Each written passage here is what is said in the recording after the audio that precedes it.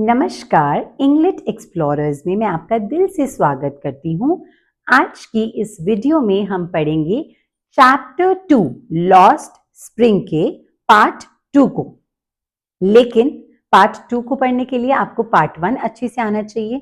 अगर आपने उसको स्टडी नहीं करा है, आपने उसको नहीं समझा है, तो प्लीज आप मेरे चैनल इंग्लिश एक्सप्लोरर्स को विजिट करिए, वीडियो को देखिए और वापस आइए ताकि आप दोनों पार्ट्स को अच्छे से रिलेट कर सकें। पार्ट 2 को भी उन्हीं राइटर ने लिखा है जिन्होंने फर्स्ट को लिखा था, जिनका नाम है अनीस जंग।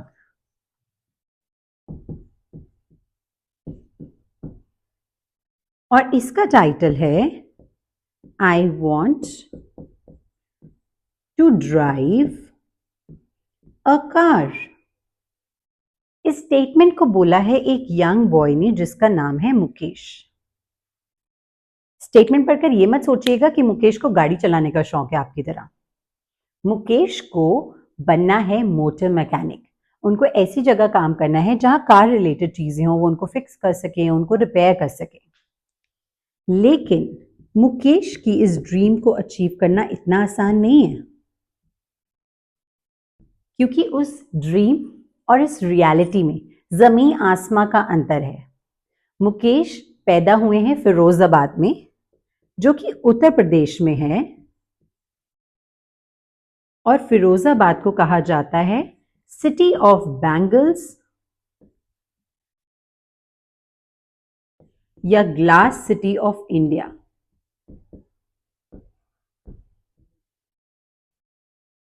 सुनने में कितना अच्छा लग रहा है ना, city of bangles, glass city of India.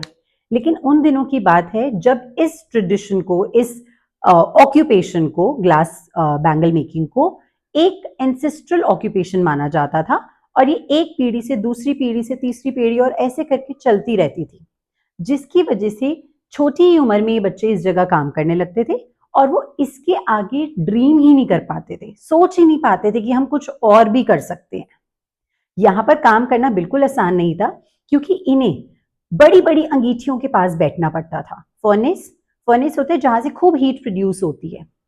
ऊपर से जिस जगह पर ये काम करते थे, ना तो वहां पर अच्छी लाइट है, ना वहां पर एयर है, जिसकी वजह से बहुत यंग एज में वो अपना चाइल्डहुड तो लूज करते ही थे, अपनी आईसाइट भी लूज कर देते थे।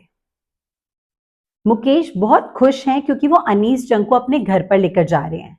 जब वो रास्ते में जा रहे होते हैं तो अनीस जंग देखती है कि कितना गार्बेज पड़ा है, कितना कूड़ा है, कितना गंद है, इतनी स्मेल आ रही है। एनिमल्स और ह्यूमंस ऐसा लगता है इकट्ठे रहते हों। जो घर हैं वो भी बहुत पुअरली कंस्ट्रक्टेड हैं, ना ही तो वहां पर फैसिलिटीज हैं, वहां पर विंडोज नहीं है लोगों के घरों में, जो डोर है वो भी डगमगा रहे हैं, हिल रहे हैं, है ना।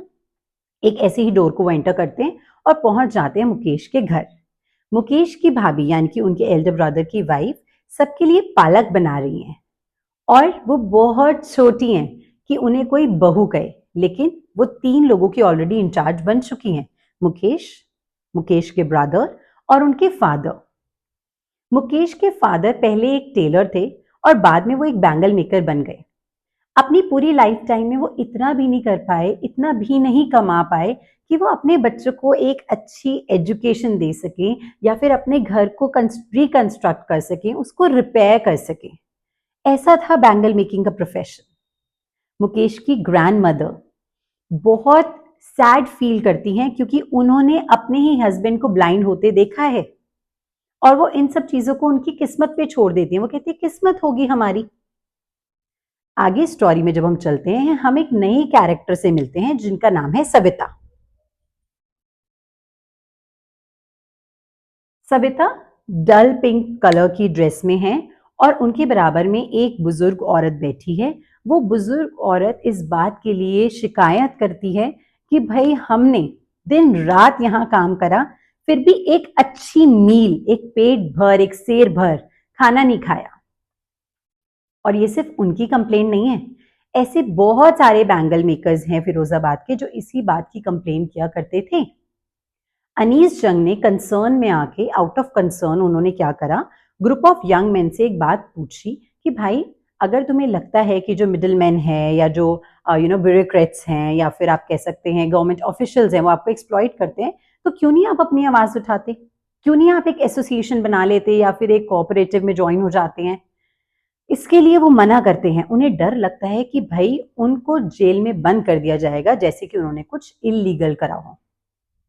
अनीस जंग ये बात अच्छे से समझ जाती हैं कि दो चीजों की वजह से ये चाइल्ड लेबर एग्जिस्ट करता है। दो चीजें हैं जो लोगों को अपनी लाइफ बेटर वे में लीड नहीं करने दे रही।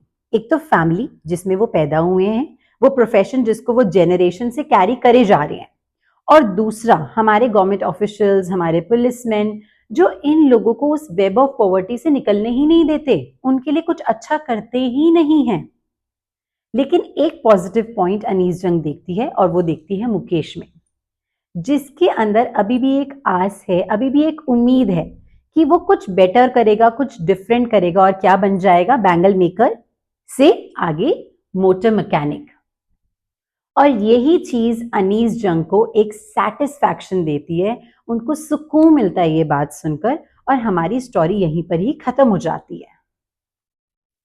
इससे हमें पता लगता है कि क्या क्या डिफिकल्टीज छोटे छोटे बच्चों को फेस करनी पड़ती है पॉवर्टी, गरीबी के कारण। और हमें ये भी पता लगता है कि चाइल्ड लेबर जैसी चीज से हमें बच्चों को निकालना बहुत ज्यादा जरूरी है, उन्हें एजुकेट करना जरूरी है, ताकि वो अपने बेटरमेंट की सोच सके। एक का betterment is the betterment of the entire society, है ना। अगर आपको ये वीडियो अच्छे से समझ आ गई हो तो प्लीज आप मेरे चैनल को सब्सक्राइब कीजिए, आप मेरी वीडियो को लाइक कीजिए, शेयर कीजिए, और अब हम आपको नेक्स्ट वीडियो में मिलेंगे with a next chapter. Thank you so much, शुक्रिया।